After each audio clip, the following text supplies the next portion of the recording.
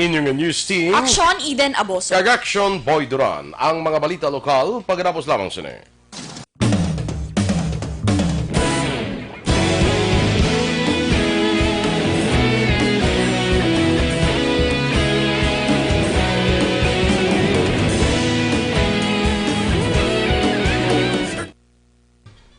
Okay, good morning luwat sa aton ng mga Facebook followers. Good morning anay sa akon kumari. Kayo ni Dison Barrera, dira sa siyudad Sambago. Good morning.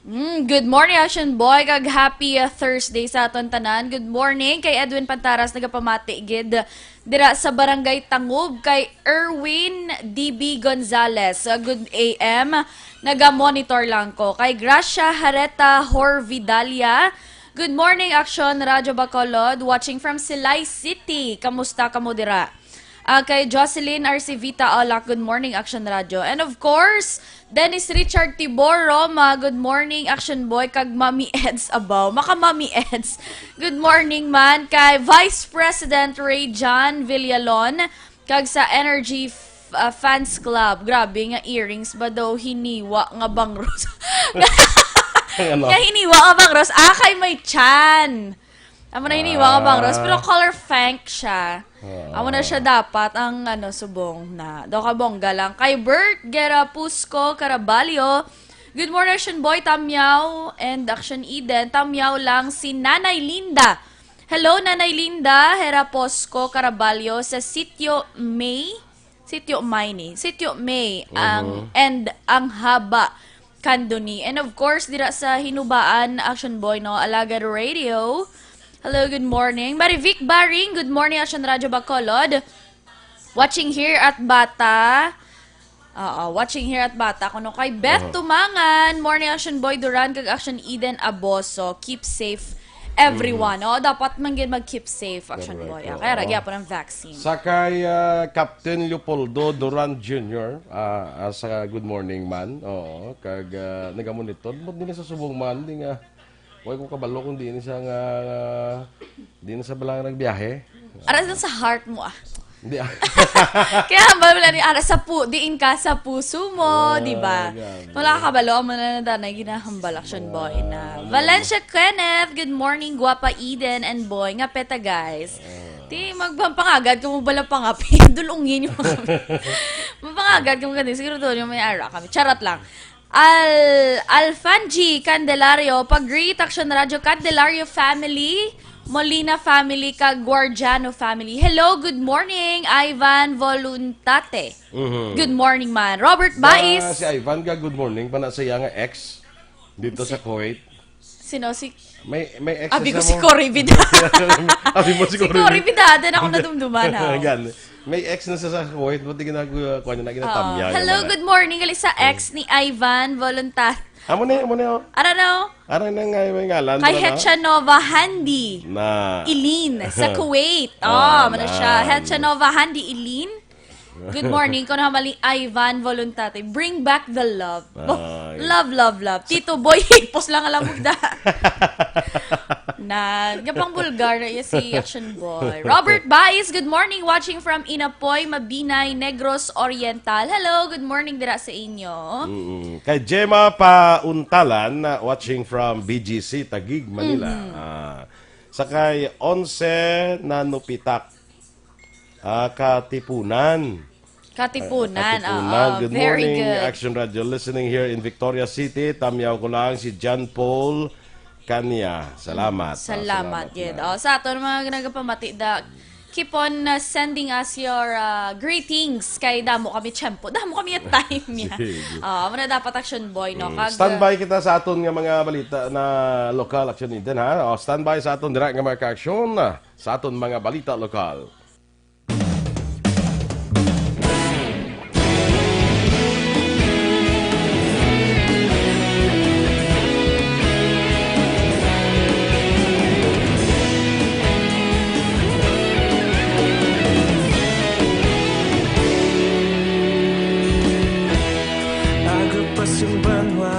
Mabugaw nga hangin nagadapyan na ikaw nang ginapamati ang namon ginasandigan.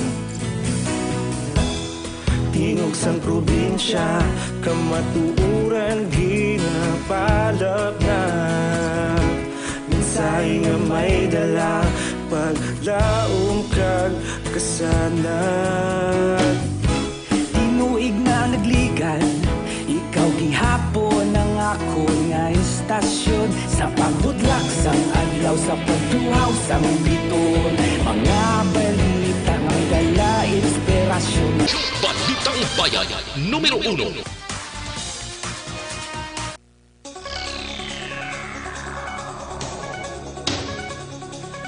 Aksyon Radio Philippines Standard Time, 8 minutos sa nagaligad sa tak ng alas 6. Detalye na sang mga balita lokal. Nagapabilin nga COVID-19 free ang mga frontliners ng Bacolod CDRRMO ngang ila trabaho ang exposed sa COVID-19 positive. Ini ang mga balita sunod kay Executive Assistant Jomari Vargas, ang cluster head sa CDRRMO. Sunod kay Vargas, may 30 ka personnel nga yara sa medical field kag 30 man ang kabahin sang disinfection team sang syudad. Ginpatag ni Vargas nga kada 2 ka semana ila personnel ang nagapaidalom sa COVID-19 testing kag makabalik lamang sa trabaho kung nagwa ang resulta nga negatibo sila sa virus. Ang CDRRMO nagapatigaan sang disinfection sa 4-5 ka mga lugar sa kada adlaw.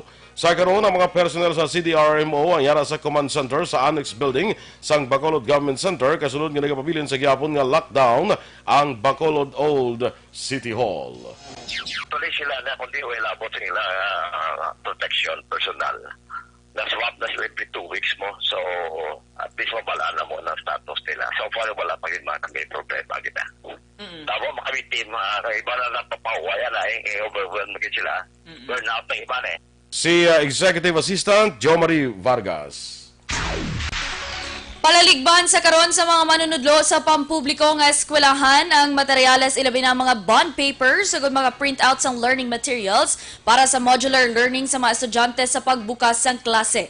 Sunod kay Richard Delangre, presidente sa Bacolod City Public School Teachers Federation, mayoriya sa mga pampubliko nga eskwelahan sa syudad sa Bacolod ang magapatigayan sang modular learning kundiin ilay padala sa mga estudyante mga tulunan kada semana. Dugang panihilang na kaangay sa high school students base sa modules nga ginhatag sa Department of Education, kinahanglan nila basahon kag tun-an ang 32 pages nga tulunan sa isa ka subject kada semana. Naibaloan may 8 ka subjects ang curriculum sa isa ka high school student, rason nga bulubanta 256 ka pahina ang basahon kag tun-an sa mga estudyante sa isa ka semana. Palayag ni Hilangre sa karon, mas nagdamo ang nagpa-enroll nga estudyante sa pampubliko nga eskwelahan gikan sa mga private schools. Ang module kada isa ka subject ni sa isa ka semana do 32 pages ni ang minimum per week. So ito sa 8 subjects do 256 pages ang basahon sang bata da kag tun-an no. I am referring sa high school ko kay do good for all man sa isa ka semana may 1024 ka pages ang bata nga tun-an. Si BCPS-TF President Richard Helangre.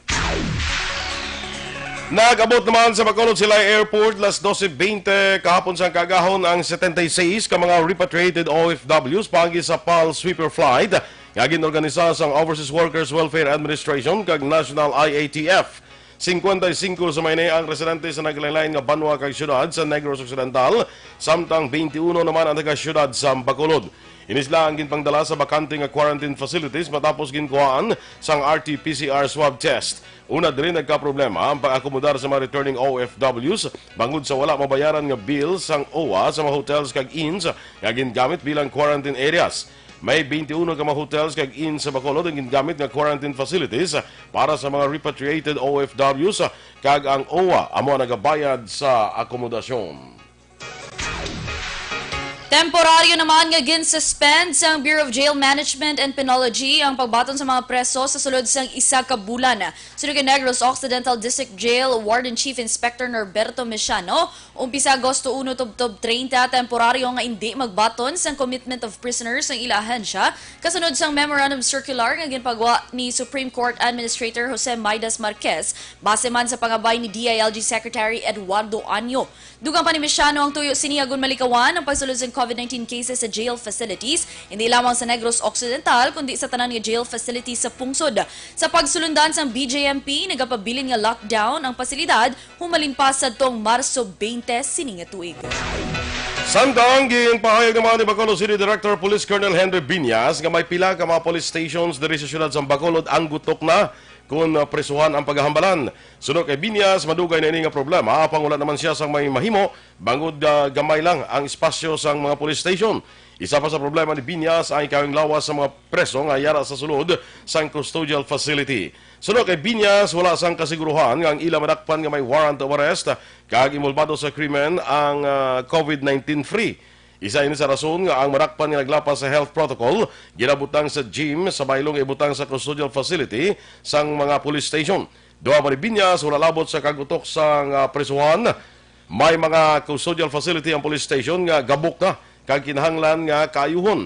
Hindi luyag ni Biñas nga may malatnan nga preso sang COVID-19 nga mahimo dala sa inamadakpan nga naglapas sa health protocol. Arestado naman ang duha ka ginapatihan anay miyembro sa anay grupo man nga Revolutionary Proletarian Army Alex Bongkaya Brigade matapos ginserbihan sang warrant of arrest sa CIDG Bacolod sa sitio Alimatok Barangay Celestino Villasin sa syudad sang Cadiz hapon sang Agosto 5. Ginkilala mga ginpangaresto sa ilan nanday Julius Pavillar, 34 anyos, kag Marcelo Barbon, 46 anyos, tanan residente sang nasambit nga lugar. Naibaluhan ang duha ang ginaresto bangod man sa kasong nga murder. Aksyon Radio Philippines Standard Time, las 6:14. Sa aton nga mga ka-aksyon bala,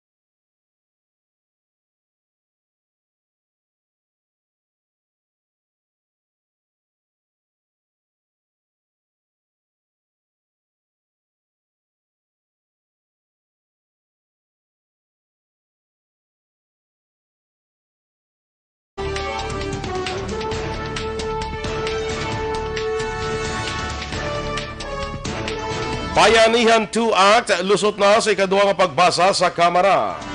Samtang LTFRB maging klaro angon sa pagpatuman sang No Face Shield, No Ride policy.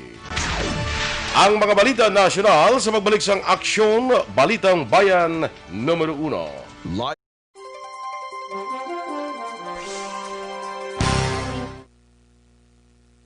Sige, good morning gyapon sa aton diri nga mga palaan nga naga-monitor sa aton nga Facebook, sa akon di anay nga watch party wala Action Eden no. Sa kay Viola Baloyo Eras. Sis Biol, kumusta ka dira? Ay no lain-lain Ina siya sa panukoy ni siya. siya. Sa panukoy. Oo. Nenita Pahinado sa kay amigo naton Roberto Juanbol Gallo dira sa USA, no? Remia Garcia, good morning man.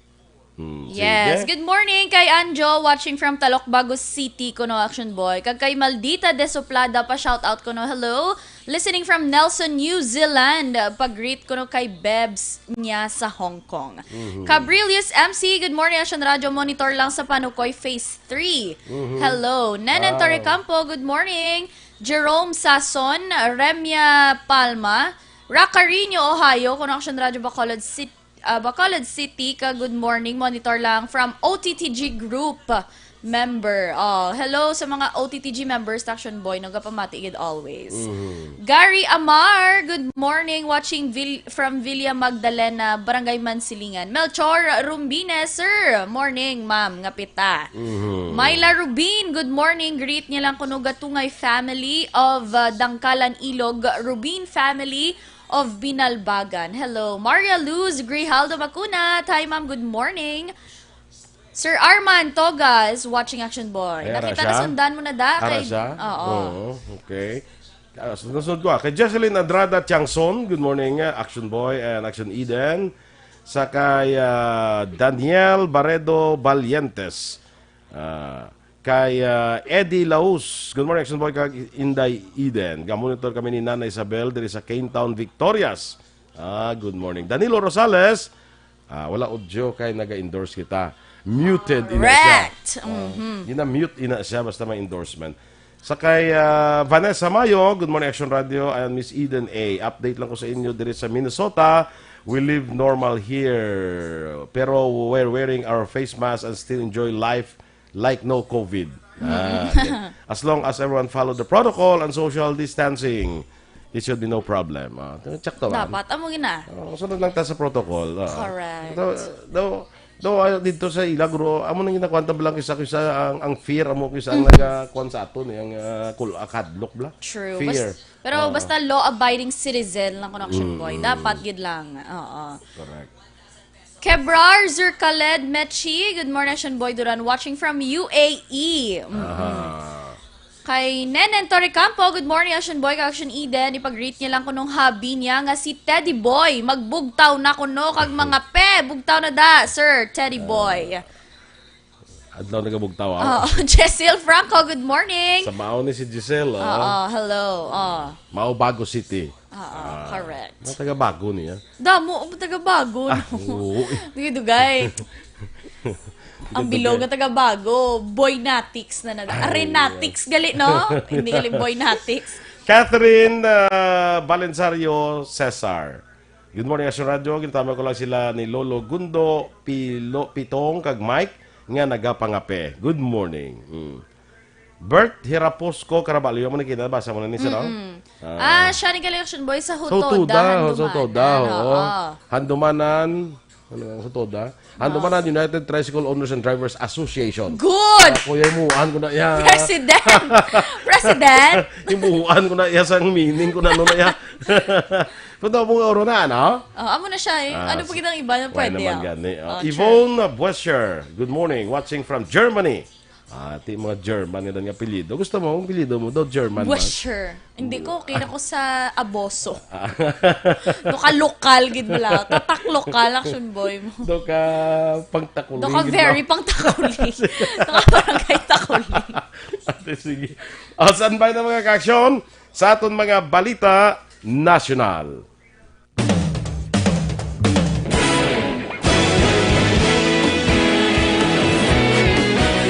Naghakot sang pagpasidungog ang mga katapo programa kag drama sang DYEZ Aksyon Radyo Bacolod sa Tingog kag Handurawan Awards 2020 sang KBP Negros Occidental Chapter. Ladies and gentlemen, our icon of radio in Negros Occidental this year goes to Eduardo de la Fuente. Padayon Action Radio, Bacolod Saludo.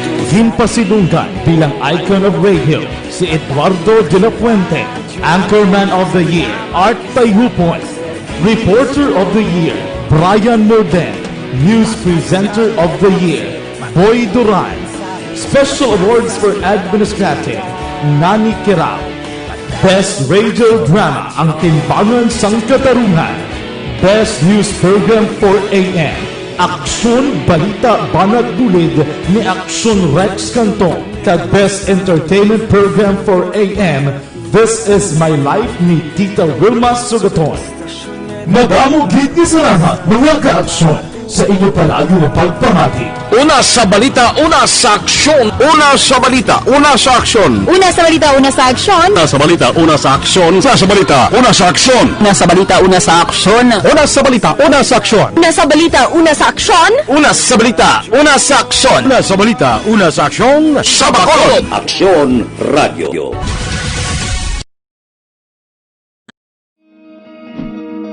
Para labanan ang banta ng COVID-19 sa ating bansa, mahalaga ang kooperasyon ng bawat isa. Ang pananatili sa loob ng bahay ay isa sa pinakasimple pero pinaka-epektibong paraan para hindi kumalat ang virus. Kunwari, ikaw ang tuldok na ito. Malusog ka at malakas. Lumabas ka ng bahay. Ang hindi mo alam, may nakasalamuha ka ng may COVID-19. Tandaan, mahirap malaman kung sinong may virus.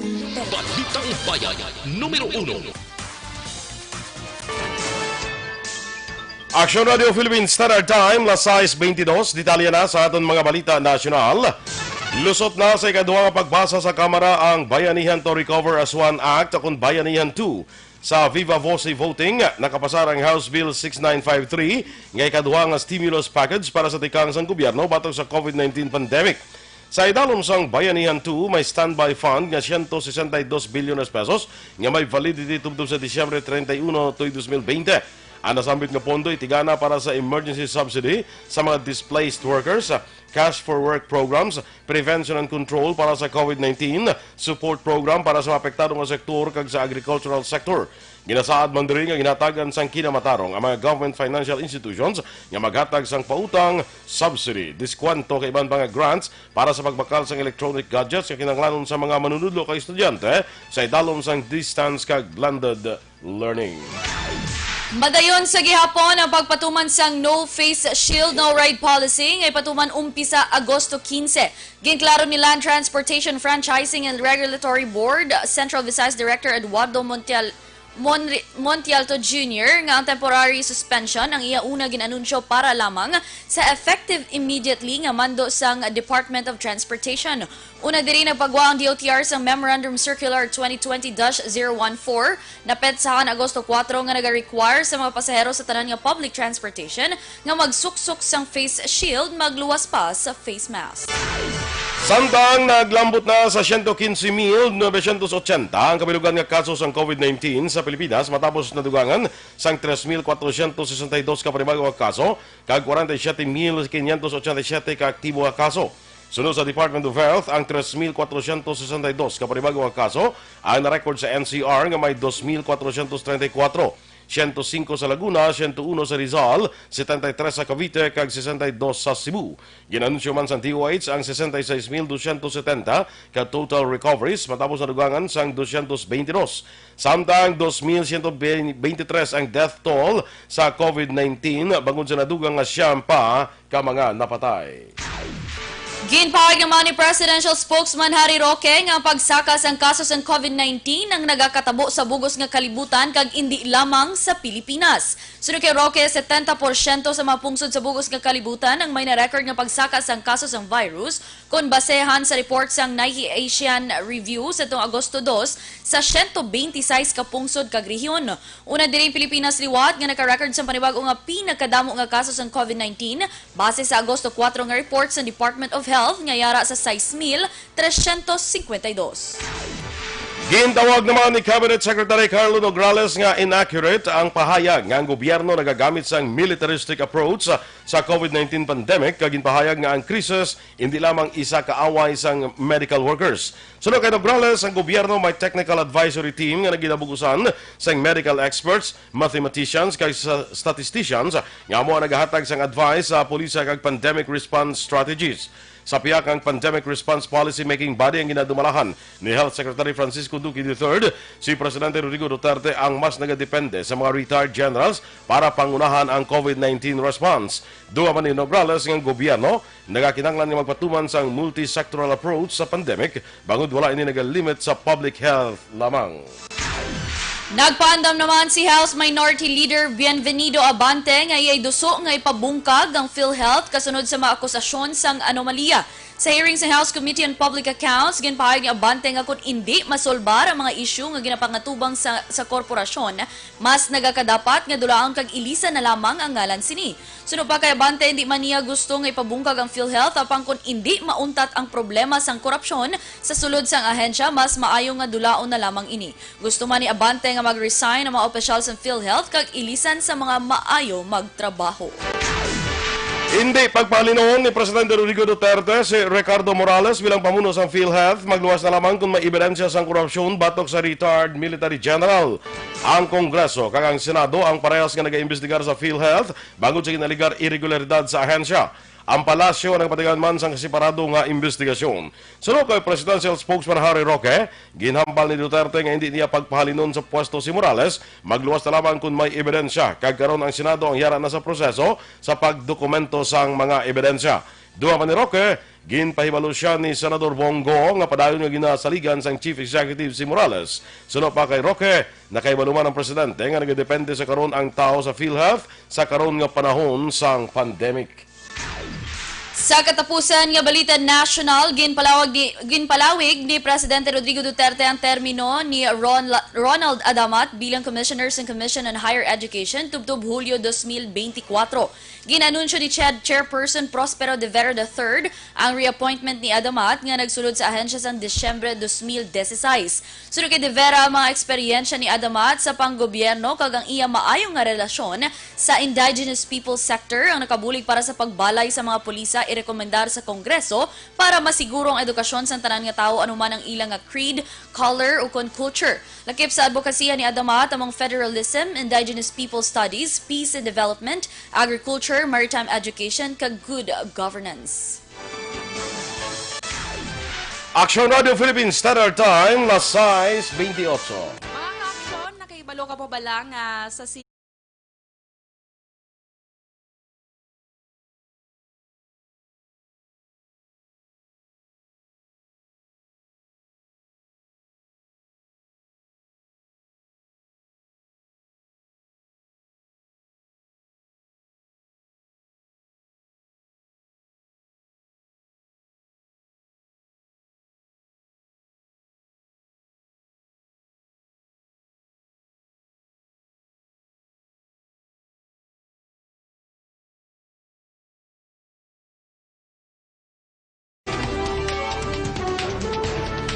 Inyong ginamatian ang atong mga balita diri sa Aksyon, Balitang Bayan Numero 1. Standby na sa Action Report, second portion. Upod ka Aksyon, Fred Salanga. Balikay kita sa atong dugang nga mga balita sa Aksyon Balita Morning Edition. Upod gapon sa inyong news team. Aksyon Eden Aboso. Kag Aksyon Boy Duran, una sa balita, una sa Aksyon. Sa Bacolod Aksyon Radio.